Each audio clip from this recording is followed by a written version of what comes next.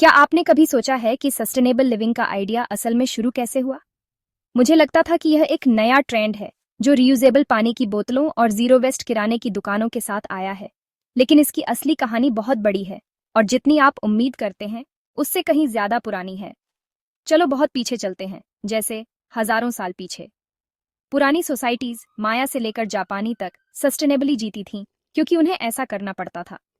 वे local level पर खाना उगाते थे, चीजों को दोबारा इस्तेमाल करते थे, यहाँ तक कि मिट्टी को हेल्दी रखने के लिए फसलों को भी बदलते रहते थे। लेकिन इसमें एक ट्विस्ट है। ये तरीके सिर्फ इको फ्रेंडली होने के लिए नहीं थे, वे सर्वाइवल के लिए थे। अगर आप ज्यादा शिकार करते तो भूखे मरते। अगर आप पानी बर्बाद करते तो आपकी फसलें मर जाती। अब इंडस्ट्रियल रेवोल्यूशन पर आते हैं। अचानक हम मशीनें बना रहे हैं, कोयला जला रहे हैं और रिसोर्सेज को इतनी तेजी से इस्तेमाल कर रहे हैं जितना दुनिया ने कभी नहीं देखा था। सस्टेनेबली जीना ये तो जैसे गायब ही हो गया। सुविधा ने सब कुछ संभाल लिया। लेकिन 1960 और 70 के दशक में कुछ बदल गया। लोगों ने धुंधले आसमान और प्रदूषित नदियों को देखना शुरू कर दिया था। 1970 में पहला अर्थ डे हुआ और 20 मिलियन अमेरिकियों ने बदलाव की मांग करते हुए सड़कों पर उतर आए। उस पल ने इस बात पर एक ग्लोबल बातचीत शुरू की कि हमारी चॉइसेस प्लेनेट पर कैसे असर डालती हैं। सस्टेनेबल लिविंग सिर्फ एक बजवर्ड से ज्यादा बन गया।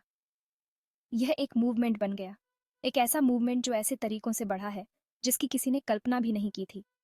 आज हम कोपेनहेगन और सैन फ्रांसिस्को जैसे पूरे शहरों को देखते हैं, कार्बन न्यूट्रल बनने के लिए एम्बिशियस गोल्स सेट करते हुए।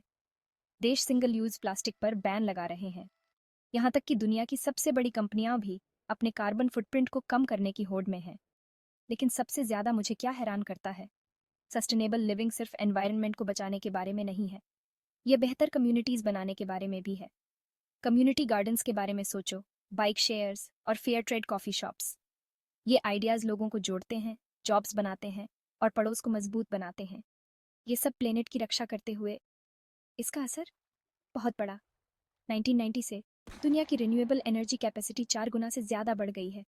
रिसाइकलिंग रेट्स लगातार बढ़ रहे हैं और लाखों लोग अपनी खरीदी हुई चीज़ों को कम करने, दोबारा इस्तेमाल करने और फिर से सोचने के तरीके ढूंढ रहे हैं।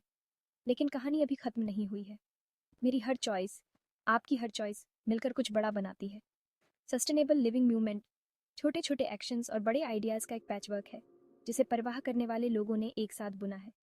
तो अगली बार जब आप अपनी पानी की बोतल दोबारा भरें या बाइक पर चलें, याद रखना, आप एक ऐसी हिस्ट्री का हिस्सा हैं जो अभी भी लिखी जा रही है।